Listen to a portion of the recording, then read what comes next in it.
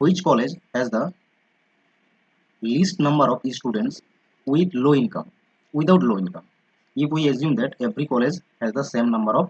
total student ঠিক এরকম এখানেও বলেছে যদি আমরা 100 করে স্টুডেন্ট ধরে নিই তাহলে কোন কলেজে এখানে দেখতে হবে আমাদের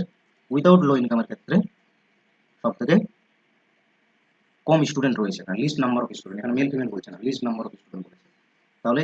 35 রয়েছে পার্সেন্টেজে উইথ লো ইনকাম তাহলে without low income without without